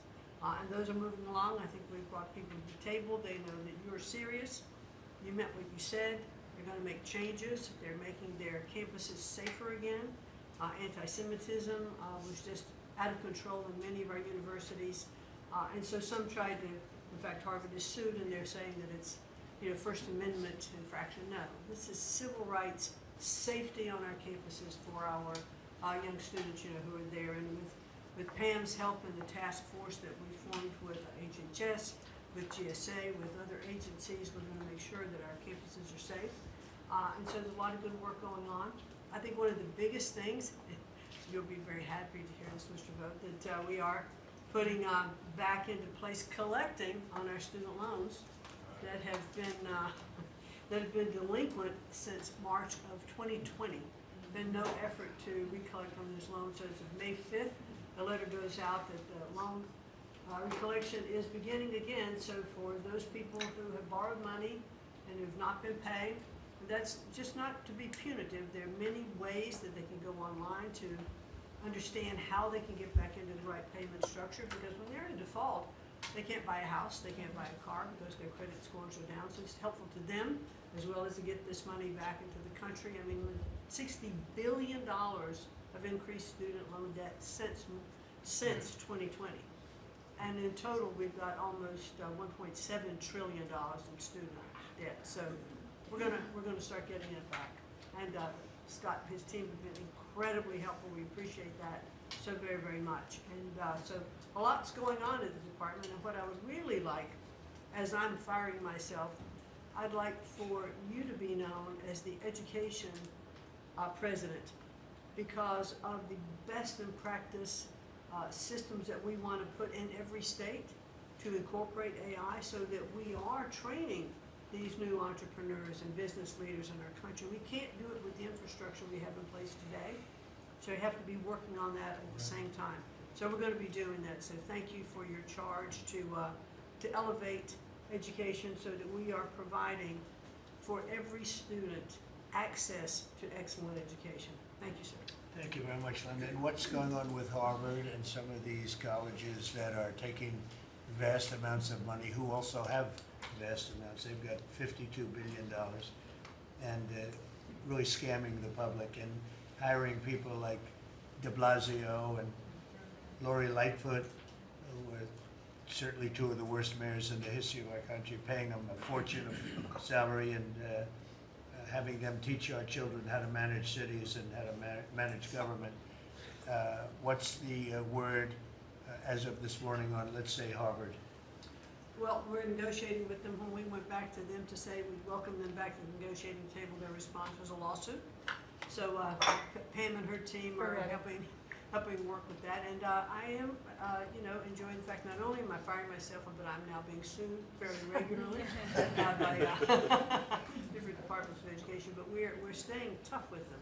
The other thing that we're looking at also are the 117 violations of these big universities like Harvard and others, who are not reporting, as they're required to do by law, foreign money that comes in and how much that is and where it comes from. And so that is a And very, students. Yeah, and it's very serious. Where are these people coming from? Yeah, Yes, sir, exactly. we pulled back their grants because Harvard isn't responding to us, criminal activity by their students. And until they give us that list, they're not getting any more grants from Homeland Good. Security. I think you should pull it back. We did. The students they have, the professors they have, Right. the attitude they have is not American, and I think you should. A grant is a grant. We don't have to give grants. Exactly right. So we'll pull back the grant. All right, very good. Thank you very much, Linda. Bobby? Mr. President, thank you for your extraordinary leadership. Over the past 100 days, we are already making America healthy again. We announced last week the ban on the 9 petroleum-based synthetic dyes, food dyes. Within 2 years, within 2 months, we're going to ban the worst 2 of them. I am working with Secretary Rollins on dietary guidelines, the dietary guidelines that the President Biden's administration gave us. 453 pages. They're basically unreadable. And they are the product of the same kind of politicized science that drove Fruit Loops to the top of the food pyramid. And we're going to do real science, gold standard science. We're going to develop we have till December to do it, but we are working very, very fast together. We're going to get it done by the end of the summer in time to drive change, major dramatic changes in the school food, school lunch programs over the next school year. I'm working also with Secretary Rollins on the SNAP program and to get sodas and candy off of the food stamp program. 10% of food stamps go to SNAP.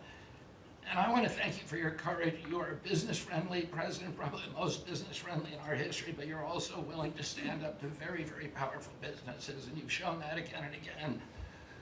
Secretary Rollins had the soda industry come and knock on her door very much, very loudly, and they said to her, well, the SNAP program is not supposed to be about nutrition. She pointed out to them that there is no nutrition in a soda.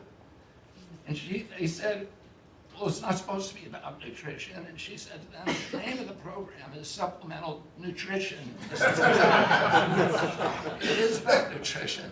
And we should, we have 38% of our kids are diabetic or pre-diabetic, and we are paying at both ends. We're paying for the food-like substances that make them diabetic, and then we're being bankrupt. We're spending $1 trillion a year on metabolic dysfunction.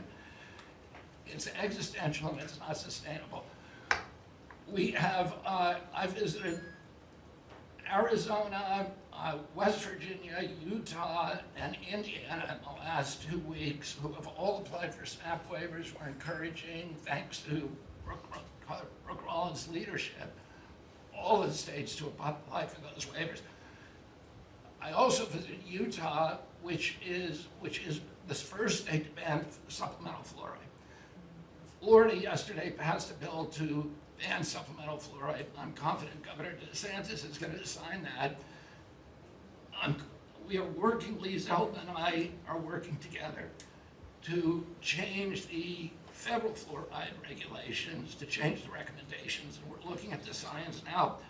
I want to point out that in August, the National Toxicity Program, which was an arm of the NIH, did a meta-review of all the science on fluoride and found that there's a direct inverse correlation between fluoride exposure and low IQ in children.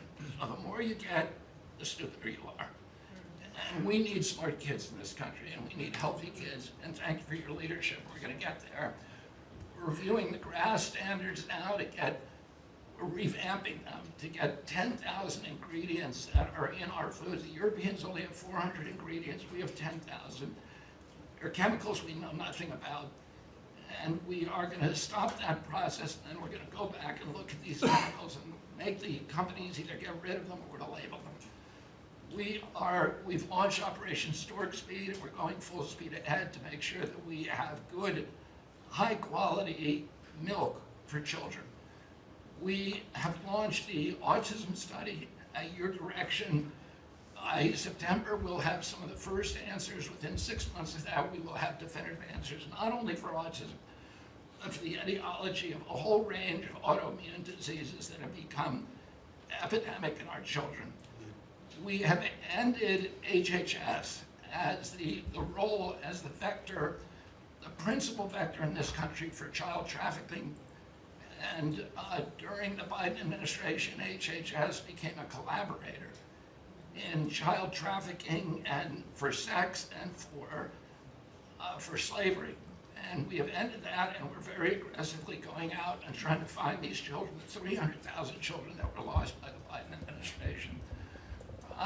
And we have ended funding for gender mutilation, surgeries, and other kind of gender dysphoria practices. And thanks to Elon, we have saved $67 billion at our agency without compromising any of our critical programs. Mr. President, I want to thank you for your vision, for your leadership, for giving me the 100 busiest days of my life, and most exciting and most rewarding. And there's, over the next 100 days, we're going to do much, much more. That's good. Thank you very much, Barry. Very good, very important. Thank you. Doug, please. Well, President Trump, on your first day in office, you wisely declared a national energy emergency. And this was essential because it was the signal that we're going to go 180 degrees from the disastrous and dangerous Biden policies that were based on a climate ideology that was the root cause of the inflation in this country. It was the root cause of wars abroad. It was the root cause of our manufacturing disappearing from our country. We can't have energy security. Without energy security, we can't have national security, and you understood that. But now with everything that's flowed from that, dozens of other EOs that you've done, America is back in the energy business. As Chris said, there's been a signal that's sent around the world. Capital is flowing, coming back in. The smart money is coming to this country. And now you've given us a chance to win the AI arms race against China. We know we're up against a formidable competitor. China opened up 94 gigawatts of coal in the last year. That's more than all of California and all of New York combined in the last year. We've had presidents in the past, the Biden administration, that were running away, again, under this climate ideology. You've embraced baseload power in this country. I'll never forget standing in the East Room with you, surrounded by the coal miners around this country, where you said, hey, big, beautiful coal. As we work to try to identify the balance sheet of America, our earliest estimate is that the coal resources in America, just on public lands, could be worth $8 trillion with a T. That was all going to be taken off our balance sheet if we weren't going to touch it. But now we're back in the business. I was 1,800 feet underground in a coal mine in Alabama a couple weeks ago. They do metallurgical coal. Without metallurgical coal, we can't produce steel. This is a plant. This is a plant that would have been in a mining operation that would have been shut down under the Biden administration. What we're doing here, back in the business, we're doing leasing. We're leasing for oil and gas. We're leasing for timber with Brooke Rollins. We're leasing for grazing. We're leasing for critical minerals, which is key. And when we lease the public lands appropriately and by the law to do that, we're bringing in revenue. We're bringing in jobs. We're helping strengthen America. And so we're treating our natural resources like the American balance sheet they are. And America's resources, the 700 million acres of surface that's public, the 700 million of subsurface, the 2.5 billion offshore, all contain what we need to have self-sufficient supply chains. And so in this, we're focused deeply on critical minerals. The Biden administration put us in a real predicament right now. The whole trade team, the whole cabinet, Susie's jumping in, leadership across everybody in the National Energy Dominance Council. But of the top 20 critical and rare earth minerals that we need for defense, that we need for industry, China's controlling 85% of the refining for that.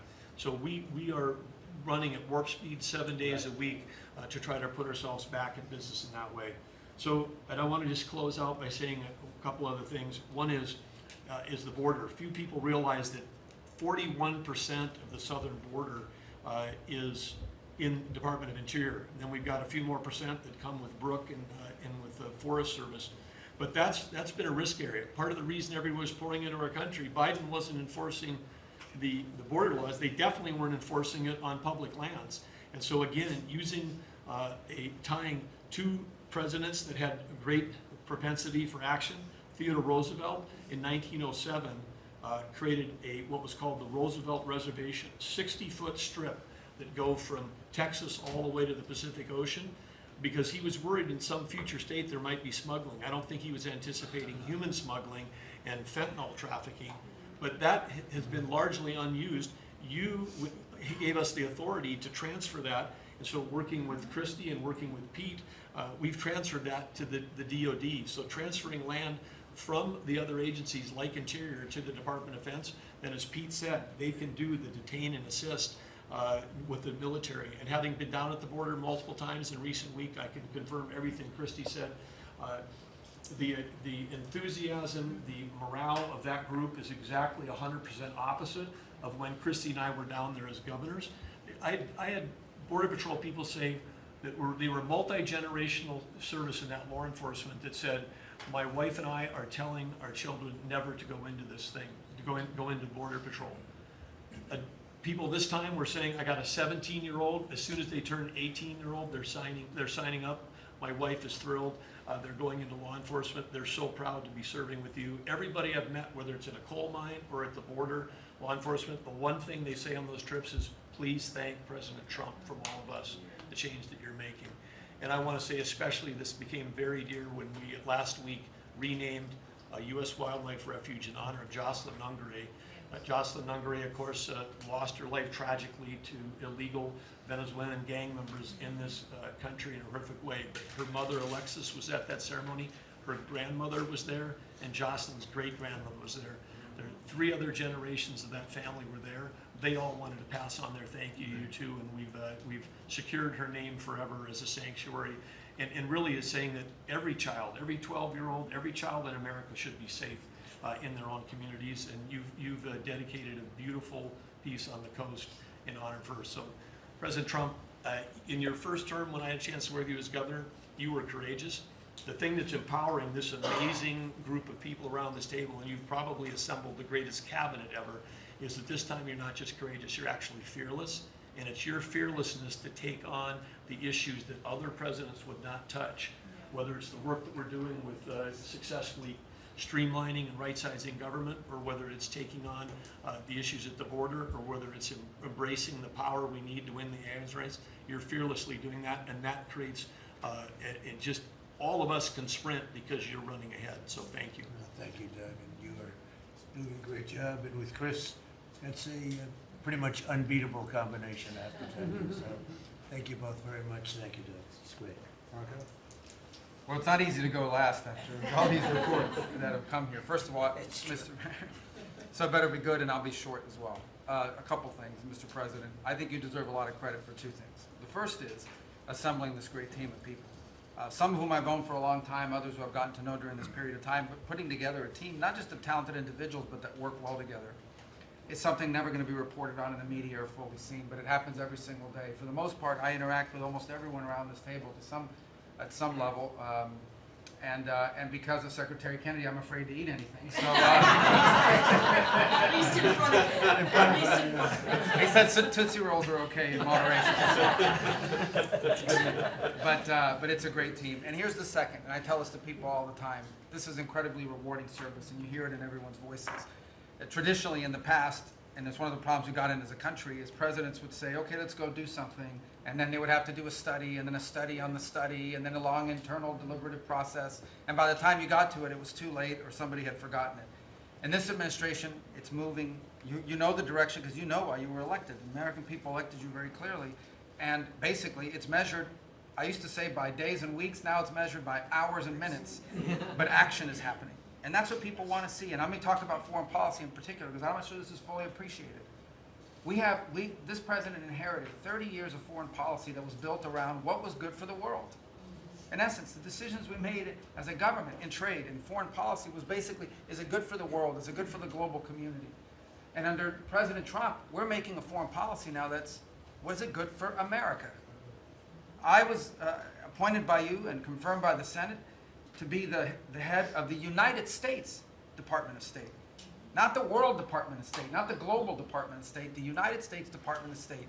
And what that means is our foreign policy is guided by three things. Does it make America stronger? Does it make America safer? And does it make America richer? If something doesn't do one of those three things, and hopefully all three of those things, we're not doing it. Now, we went out and hired a consulting firm to help us organize ourselves. Luckily, they were free. They're called the Department of Government Efficiency. And they helped us do a couple things. Number one is our foreign aid. We were funding some crazy stuff. Crazy stuff. You tell me, how does a puppet show in some country around the world make us stronger, safer, or more prosperous? So we got rid of puppet shows and a bunch of other things. I'm sure they were very good puppet shows. And I'm sure that a bunch of charities in the world can go pay for it, but the American taxpayer should not. We've also, by the way, Mr. President, under your direction, reorganized the Department of State. We had offices within offices within offices that didn't even know they existed themselves, not to mention the rest of them. And so we've begun to reorganize that as a way to be able to empower our embassies and our ambassadors and our regional bureaus to do what many of them signed up to do. And we have a great team of ambassadors you've appointed. They're coming online every single day. Very talented people that are involved. Something else we got out of the business of, wasn't widely reported, or maybe it was. We had an office in the Department of State whose job it was to censor Americans. And by the way, I'm not going to say who it is. I'll leave it up to them. There's at least one person at this table today who had a dossier in that building of social media posts to identify them as purveyors of disinformation. We have these dossiers. We are going to be turning those over to these individuals. Was it me or Elon? We can follow up with the media story. Well, we are going to turn over these dossiers to the individuals, and they'll decide whether they want to disclose it or not. But just think about the Department of State of the United States had set up an office to monitor the social media posts and commentary of American citizens to identify them as vectors of disinformation. When we know that the best way to combat disinformation is freedom of speech and transparency. And so that's what we're going to be in the business of doing. We're not going to have an office that does that. Beyond that, Mr. President, and this I'll move quickly because this has been a team effort, we have gone to countries all over the world and said, hey, you want good relations with the United States, you need to take back your people that are here illegally. And we've had historic cooperation. Beyond that, and I say this unapologetically, we are actively searching for other countries to take people from third countries. So we are actively, not just El Salvador, we are working with other countries to say, we want to send you some of the most despicable human beings to your countries. Will you do that as a favor to us? And the further away from America, the better, so they can't come back across the border. I'm not apologetic about it. We are doing that. The president was elected to keep America safe and to get rid of a bunch of perverts and pedophiles and child rapists out of our country. Here's something else we've done. We stopped giving student visas to people who are coming here to burn down our universities and take over libraries and harass people. Why are we giving student visas to people who are coming here to create disruption? And we've taken away the student visas of people that are coming here to do that. It's simple. If you're coming to America to start riots, we're going to take away your student visa. And by the way, every country in the world that I travel, 14 countries in 14 weeks, you know what they all say to me? Yes, that's what we would do too. So the only people who seem to disagree with us are a handful of federal judges and a bunch of crazy people who get paid to write and report. So anyway, we're getting rid of that. The last, but now here's some good news. You know, we're going to have the World Cup, the FIFA World Cup, the FIFA Club Cup, and then we're going to have the Olympics. So we have to have a Consular Affairs Bureau. We have very good, talented people there, but we are going to infuse technology, again, working with our consultants, to be able to, millions of people are coming into this country for this. And, but we've done it to improve customer service. For some of us who served in Congress recognize that about a year and a half ago, we had a meltdown under Biden. You couldn't get a passport. You have people calling, I have a cruise on Friday, my passport expires. In the month of March, we processed 2.78 million Americans, their passports. That is the historic, it's the largest single month processing of passports ever, and we think it's a good way to build the momentum to be able to do the visas. Two last points I want to make. We have a great team that you've built. I want to especially acknowledge Steve Woodcock. This is a person that doesn't have to be doing what he's doing. He has a very good life in Miami, my hometown as well. He has worked incredibly hard, has done it without any agenda, and we need to acknowledge him. I want to acknowledge Mr. Boulos as well, who did something really great last week. They told us this war between the Democratic Republic of Congo and Rwanda is an intractable. It can never happen. It will never happen. I sent Mr. Boulos, your envoy. A week later, I look on my schedule, the signing of a declaration of peace between the Democratic Republic of Congo and Rwanda. We signed it at the State Department last week. We hope it will lead now to a lasting, permanent peace that we hope to invite them back to Washington to sign. So two great, and we have a lot of good people working on our teams as well, but these are two great people. Mike Waltz alluded to this earlier, and this is the last point. In the first 100 days of the 47th presidency, 47 wrongfully detained Americans have been returned to the United States, thanks to your leadership and the diplomacy that was exercised to make that happen. 47 for the 47th president in the first 100 days, and that's all credit to you, Mr. President. Thank you for the honor to be able to serve alongside you, for you, and alongside all these excellent people. Well, thank you very much, Marco. Really great job. So, you know, I've been involved in a lot of groups of people over the years, good groups, bad groups, all types of groups. But I have been involved in some incredible groups, but I've never been more proud and impressed, frankly. Impressed is maybe even more important, but I've never been more proud or impressed than I am with this group. This is an amazing group of people, and I hope some of those television cameras were blazing and it was on so people could watch this because, frankly, you know, no matter who you are, no matter where you come from, this is an impressive group of people. I sat around being somewhat competitive. I said, well, let's see, who did the best job, who did the worst job? And I determined that everybody is like the same and there was no worst job. Everybody was outstanding. Everybody did a job. You couldn't pick a winner. The only thing you can say is nobody did a bad job or even a fair job. You're outstanding. And so I want to just congratulate you all. This is really something. And, you know, we have a job to do. We've done a lot of work in this 100 days. We've established things that are going to start taking place in the next 100 days. I want to see what it's going to be like. I think we're going to have to do this in 100 days, Susie, and we're going to see some very big results from the things that we've done. But I just want to thank everybody. This is really very impressive, and I hope the people at home got to see some of it. Nobody's ever done public cabinet meetings. They were quiet for a reason, because they weren't impressive. And especially in the last administration, they were not impressive. But I just want to say that we're very proud of you, and I am in particular. Thank you all very much. great job, and I think we're going to have some tremendous success for our country. And I don't know, it doesn't seem like a time to be asking questions. That was so impressive that to be taking questions. Why did you do this? Why did you do that? Yeah, it just doesn't seem to be appropriate. I guess we probably have to take a couple because that was the purpose. But if you'd like to ask some, I think they should be very respectful questions at this point. This was an amazing meeting. And so if you'd like to ask a couple, if you'd like to pinpoint them to some of the secretaries, et cetera, Yes. would be fine. Mr. Yes. President, Secretary Rubio, can I ask you a question? You brought up El Salvador in your remarks. Have you been in touch with El Salvador about returning Abrego Garcia? Has a formal request from this administration been made? Well, I would never tell you that. And you know who else I'll never tell? A judge. Because the conduct of our foreign policy belongs to the President of the United States and the executive branch, not some judge. So we will conduct foreign policy appropriately if we need to, but I'll never discuss it. And no one will ever make us discuss it because that's how foreign policy works. Mr. President, yesterday you told ABC News, Mr. President, you told ABC News yesterday that you could get Abrego Garcia back if you wanted to. Do you think President Bukele would turn you down if you made that request? I really don't know. I know that he's been a great friend of our country.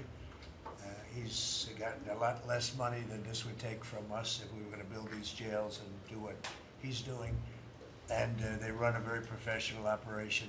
I don't know. I haven't spoken to him. I really leave that to the lawyers, and I take my advice from Pam and everybody that is very much involved. They know the laws, and we follow the laws exactly. Mr. President, Yeah, during the please. transition, sir, you frequently took credit for the stock market highs. You said it was a reflection of how well you were doing in the polls, and then after you were elected, you said the stock market highs were a reflection of how well the transition's going and the American people's confidence in your incoming administration. Now, the stock market's not doing so well, and you're saying that's the Biden stock market, yet you are the president. Can you explain that? Yeah, I'm not taking credit or discredit for the stock market. I'm just saying that we inherited a mess, both at the borders. You could look at every single one of the people here, and no matter who it is, they're doing better, and they are far superior to what took place for 4 years before us. When you look at prisoners being allowed to come into our country at will, just at will, people from mental institutions, gang members, drug dealers, when you look at that, what they've done to our country, and also having to do with finance, look at what happened with inflation. We had the worst inflation probably in the history of our country. They say 48 years, but I would say in the history of our country, it ate away at people. And even though you saw a stock market going up somewhat, because in my case, I had the biggest stock market increase, 88% in the last term, in my last term. But I don't view the stock market as the end all. It's an indicator. But what the stock market really tells you, and when you look at the stock market in this case, is it says how bad a situation we inherited. This was a quarter that we looked at today, and we took all of us together. We came in on January 20th. So this is Biden, and you could even say the next quarter is sort of Biden because it doesn't just happen on a daily or an hourly basis. But we're turning it around. It's a big ship to turn around, and we're going to have the greatest country financially in the history of the world, I believe. I think we're going to do things and we had to do it. We reset the table. We were being ripped off by every single country with just about, without exception. I'd have to really think hard for who hasn't taken advantage. And I don't even blame those countries. I blame the person that was sitting right here where I am for allowing it to happen, where our country was ripped off on trade, hundreds of billions of dollars, and now we're doing better than we've done in a long time. You know, we were losing $4 to $5 to even $6 billion a day on trade with Biden. And now we have it down to a very manageable number, and the tariffs, for the most part, haven't even kicked in yet. So that's the way. Stock markets, to me, are an indication, but the big indication is what's happening, and the people around the table know what's happening. Yes. The Ukraine minerals deal is set to be signed in 24 hours or What's so. it? Is it true that the Ukraine minerals deal is about to be signed in the next 24 hours or so? There's some reports saying that. And if it's true, has the deal changed at all from the last time we heard about it? Well, I'll ask Scott to answer the question because he's responsible for it. Yeah, our side's ready to sign. Ukrainians decided last night to make some last-minute changes. We're sure that they will reconsider that, and we are ready to sign this afternoon if they are. Can you talk about those last minute changes, what was removed or put in its place? Nothing's been removed. It's the same agreement that we agreed to on the weekend. No changes on our side. Just to put that in perspective, though, when I came here, I said, how much money have we given to Ukraine? The real number is about $350 billion. It's unthinkable. And we had no security, we had no nothing. We were just pouring money there, unsecured money, putting it in banks, and anybody could have taken it out. You know, anybody over there, it was their decision. I've never seen anything like it. Europe, on the other hand, which it's obviously that whole situation is much more important to Europe because we have an ocean in between. But Europe gave about $100 billion. It's a lot of money. It's a big sacrifice they made also. But they gave much less than we did. And their money is secured, totally secured, by deposits in banks. The deposits are largely Russian deposits. That's what Europe did, but their money is secured. So they gave $100 billion totally secured. We gave money like it's throwing it out the window. And it was done by Biden, and this is Biden's war.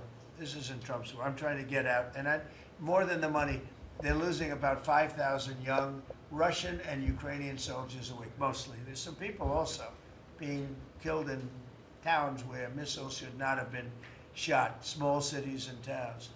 But we are trying to save the lives of about 5,000 young, mostly soldiers, that are losing their lives a week. I see satellite photos, probably off one of his satellites, come to think of it. But I see satellite photos every week of fields with arms and heads and legs scattered all over. It's a violent, violent, horrible situation. And more important than the money, I want to save the lives of people from other countries that are dying so stupidly, so needlessly, and they're dying. But I said, what are we doing? How did we get into this war? Would have never happened if I were president. Everybody knows, and it didn't happen for 4 years. Wasn't even thought of. I discussed it with President Putin a lot. Ukraine, it was the apple of his eye, but there was no way he was going to do anything. Zero chance. And I said, you know, we feel foolish. The Europeans are putting up money. It's totally secure. They get the money back. We're putting up much more money. We have absolutely nothing. And I didn't want to make a complicated deal. I didn't want to make a deal that couldn't be made because Ukraine doesn't have very much money. They're going through a very bad period of time. It's been brutal. But I felt very foolish being a judge. So I said, well, we want something for our efforts beyond what you would think would be acceptable. And we said rare earth. They have very good rare earth. As you know, we're looking for rare earth all the time. Rare earth is called rare for a reason. And they have a lot, and we made a deal where our money is secure, where we can start digging and doing what we have to do. It's also good for them because you'll have an American presence at the site, Chris. And the American presence will, I think, keep a lot of bad actors out of the country, or certainly out of the area where we're doing the digging. So we made a deal, and I assume they're going to honor the deal. And, I put Scott in charge, and Scott's done it beautifully, but we haven't really seen the fruits of that deal yet. I suspect we will. I suspect we will. Mr. President, in progress. You had set a 90-day deadline through an executive order for Secretaries Hegseth and Noem to review whether to recommend to you whether to invoke the Insurrection Act to send troops to the southern border. Is that something you're still considering? Well, I'm talking to them, and it's not hard and fast, but I'm talking to them, and I will tell you that the border is the most secure it's ever been. We have never had anything like it. And when you said, Christy, before, it's 99.999, and I guess that means one person maybe, or two people. It's actually turned out to be 3 people came across the border versus hundreds of thousands of people under Biden. And we're talking about people coming, look, people, they have souls, they have hearts, many of them are good, but we have a country that's under siege. We have a country that really is under, I think it's under attack. In many ways, worse than under attack, because there are no uniforms. You don't know who the attacker is, so you really don't. It's not like you're fighting an army. You're fighting people, you don't even know who they are. But 11,888 murderers, many of them murdered far more than one person, are roaming. Now, some of them have already been caught. A lot of them have already been caught and taken out.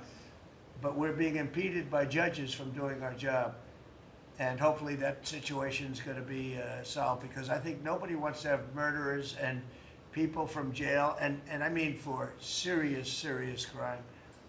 I remember the Biden people used to say, no, these are aliens that came into our country and they don't commit crime. I said, they don't commit crime, they commit worse crime. They make our criminals. Some of these people that they've allowed in through open border policies, the dumbest thing I've ever seen. You can look at some of these people and you say, this is not going to end well. But the people that they've allowed into our country are making our criminals look like the nicest people on earth. I will tell you, these are serious criminals. These are violent criminals. These are people that would kill you and wouldn't lose an ounce of sleep, and they wake up the next morning and they don't even remember it. This is a rough, rough, tough group of people, and we've got to get them out of our country. And the law says, I believe, I hope, and I think Pam will be very successful in proving it, but we've run into, I would call them rogue judges. Somebody could criticize me for that. These are rogue judges. These are radical left, generally radical left, horrible judges. And we didn't lose all of these people. You know, we've lost a lot of people to death and to rape, all sorts of crimes committed by the people that poured into our country. And they came in totally unimpeded. Just come on in. And you see it every night. You'd see thousands and tens of thousands of people pouring into our country. We have no idea who they are. And to this day, we're looking for people. We have no idea. We hear that we have terrorists in our country that are so bad, they couldn't stay in any other country, but we're getting them out. And the group between Pete and Christy and Tom Holman and everybody working together, people that you would least suspect are reporting them, getting it, and the public is reporting them. The public is seeing. The public is calling and they're saying, you know, I live in a house and next to me moved in a group of people and they are very violent, and would go and would find out and would say, yeah, you're right, they were really violent, and we have information on most of them. So I just think it's incredible what's taken place. But we right now have a very, very secure border. Right now we have the most secure border in the history of our country, so I don't think we have to worry about your question too much. Mr. President, Prime Minister of Canada ran against, not only against the Conservatives, but also against you. Yesterday, yesterday he spoke about American betrayal. Are you interested in rebuilding relations with Canada, and if so, how? No, well, I think we're going to have a great relationship. He called me up yesterday. He said, "Let's make a deal." You know, he was running for office. They both hated Trump, and it was the one that hated Trump, I think, the least that won. I actually think the conservative hated me much more than the so-called liberal. He's a pretty liberal guy. But no, I spoke to him yesterday. He couldn't have been nicer, and I congratulated him. You know, it was a very mixed signal, because it's almost even, which makes it very complicated for the country. It's a pretty tight race, but he's a very nice gentleman, and he's going to come to the White House very shortly, within the next week or less. Mr. President, when will you speak to President Xi of China? When will you That'll speak to him? happen. I mean, look, right now, and I told you before, they're having tremendous difficulty because their factories are not doing business. They made $1 trillion with Biden, $1 trillion, even $1.1 trillion with Biden selling us stuff. Much of it we don't need. You know, somebody said, oh, the shelves are going to be open. Well, maybe the children will have $2 instead of $30, you know, and maybe the $2 will cost a couple of bucks more than they would normally. But we're not talking about something that we have to go out of our way. They have ships that are loaded up with stuff, much of which, not all of it, but much of which we don't need. And we have to make a fair deal. We've been ripped off by every country in the world, but China, I would say, is the leading the leading one, the leading candidate for the chief ripper offer. There has never been a country that's been ripped off more than the United States of America under some of the dumbest leadership. And it usually starts with the president. And you can go back, and I'm not just talking about Biden. It's been the worst. I mean, the trade deficits and everything else, he's been the worst. But he had no idea what he was doing. And I think somebody ought to look at the auto pen to find out who was really running this country, because it wasn't Biden. Because nobody could agree to what he agreed to. I mean, he put our country, wait a minute, he put our country at risk, at tremendous risk, and fiscal risk, financial risk. So I think we have it very much. I really believe that the next 100 days is going to be even better than this. Look, I read an editorial yesterday from a group that normally wouldn't write a good, that this is the most consequential presidency in history, in the history of our country. This is not a particular group that would write that kind of an editorial, but they see what we're doing and what we had to do. And I believe if this group, not just me, if this group wasn't here, I think our country was going to be in, if it was lucky, just serious trouble, but a lot worse than that. I think our country could have been a total disaster. Bad things were happening with our country, and we've stemmed the tide, we've turned it around, but we're going to really turn it around over the next 3 years, 3.5 years, we're going to turn it around, and then hopefully it'll be in such great shape. That's my goal, to put it in such great condition that it can't be destroyed. You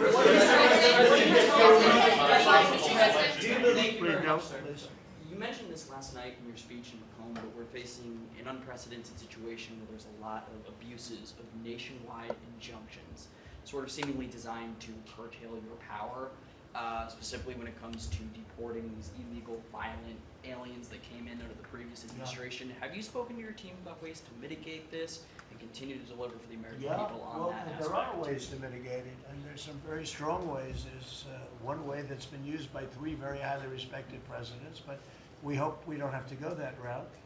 But there is one way that has been used very successfully by 3 presidents, all highly respected, and hopefully we don't have to go that way. But there are ways of mitigating that.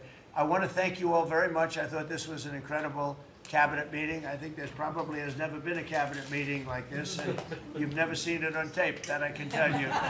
And I want to just congratulate everybody at the table, but we have a lot of work to do, but we're off to a great start. Thank you very much, everybody. Do you enjoy, Mr. President, taking the White House back second time? How's your life here? I'm working hard. I like my life. I'm working hard, but I like it because we're doing a lot of good for a lot of people. Thank you very much. Thank you. Thank you, everybody. Thank you, sir.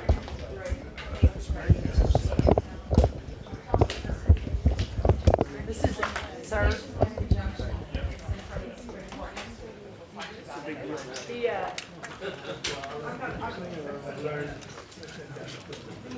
deal.